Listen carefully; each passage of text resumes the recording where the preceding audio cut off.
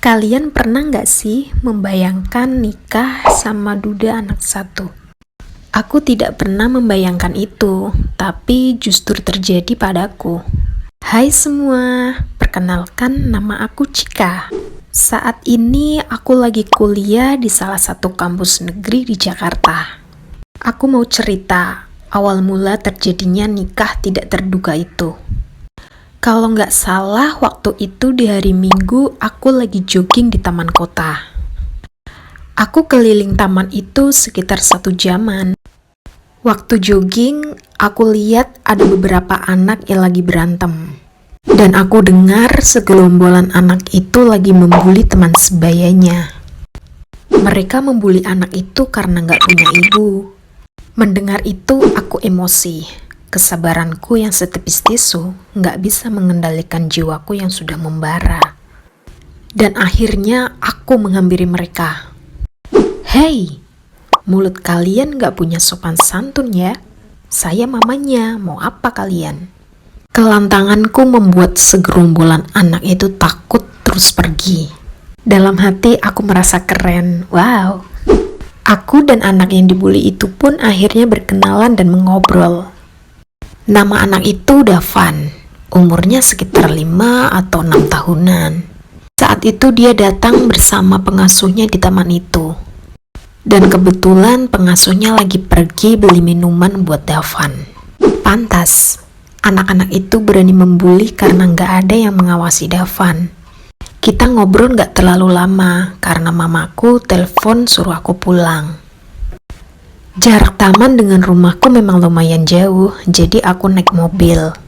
Saat itu aku menyetir lumayan kencang, dan tiba-tiba tanpa sadar, aku menabrak orang.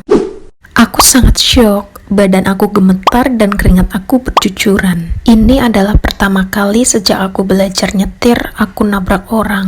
Orang-orang di sekitar mulai berdatangan untuk menolong orang yang aku tabrak.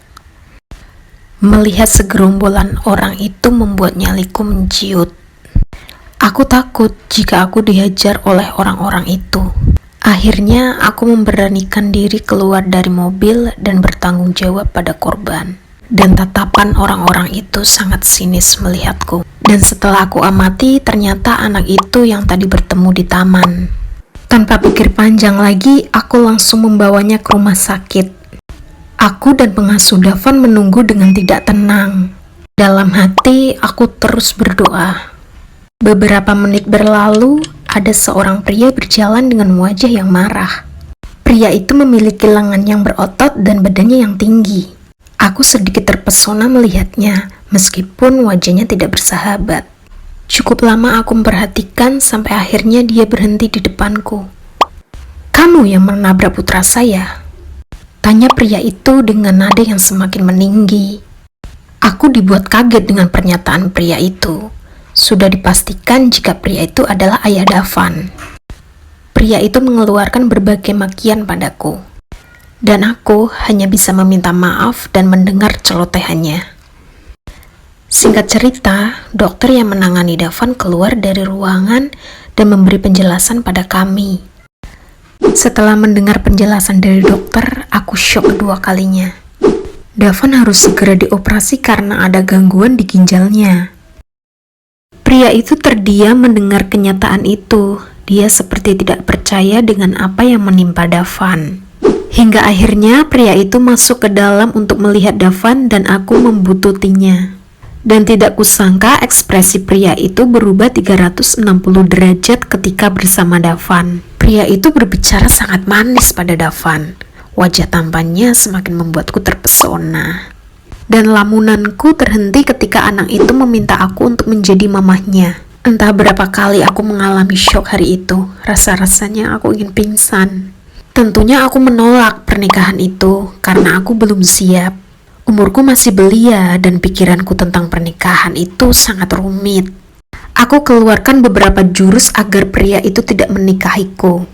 Aku bilang tidak ingin dipoligami, masa depanku masih panjang dan aku tidak mau cerai. Aku mengatakan itu karena pernikahan ini terpaksa dan nantinya pasti akan cerai, dan aku tidak mau itu. Namun jurus yang aku keluarkan tidak mempan untuknya. Ternyata dia adalah duda. Ternyata mantan istrinya meninggal saat melahirkan Dafan.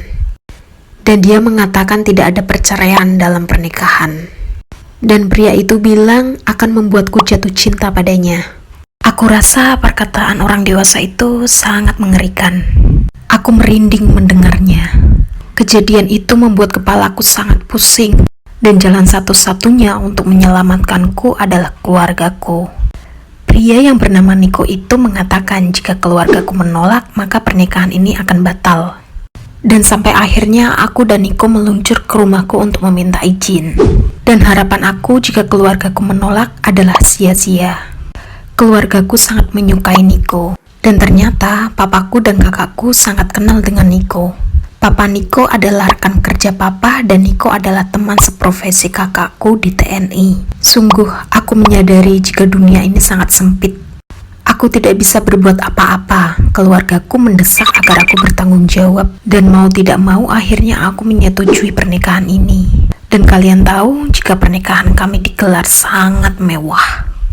Meskipun pernikahan ini tidak ada pedang pora karena Niko adalah seorang duda. Kedua orang tua kami sangat bahagia dengan pernikahan ini dan tentunya Dafan. Dafan sangat ingin memiliki seorang ibu dan tidak ingin dibully lagi oleh teman-temannya.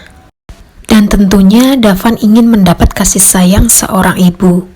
Di sisi lain, aku sedih dengan pernikahan terpaksa ini. Namun di sisi lain, aku juga bahagia melihat Dafan senang. Kata orang, cinta akan datang karena terbiasa, dan kedua orang tua kami mengatakan itu. Dan aku harap memang begitu adanya karena aku ingin menikah satu kali dalam seumur hidup.